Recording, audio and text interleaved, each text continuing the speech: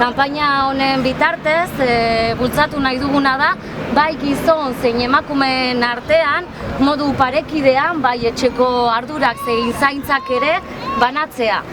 Askotan esan ohi dugu amona edo amatxori laguntzera noa, eta hori ez da helburua, baizik eta modu pertsonal batean ardura horiek gure gain hartzea, eta familiko bai gizon zein emakumeek modu parekidean festaz disfrutatu ahal izatea. Ikusten duzuen bezala, autobus bat prestatu dugu, bertan kanpainaren leloa ardatz duela, hiritikan zehar sentsibilizazioa egingo du. Bideo txikitsu bat ere prestatu da eta Debuseko pantaila guztietan ikusi ahal izango dugu.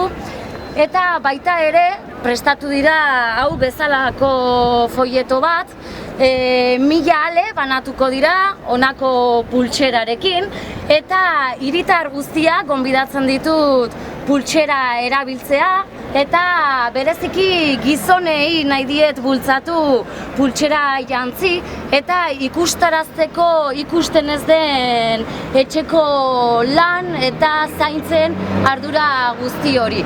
Hortaz, ea lortzen dugun etxe guztietan modu berdintsuan lanak banatzea eta modu parekidean bai gizonak zein emakumeak hiriko festaz disfrutatzeko aukera daukagun. Gogorarazi nahiko nuke, kanpaina hau, udako kanpainaren barruan aurkitzen dela, badira pare bat aste ere indarkeriaren kontrako udako kanpaina aurkeztu genuela, eta bertan eraso sexistari gabeko hiria aldarrikatzen genuela, jada panel guztiak hirian zehar jarrita daude, protokoloak ere banatu dira txosna zein taberna guztietan, hortaz nahiko nuke amaitu aldarrikatzen eraso sexistari gabeko hiria eta jaiak nahi ditugula.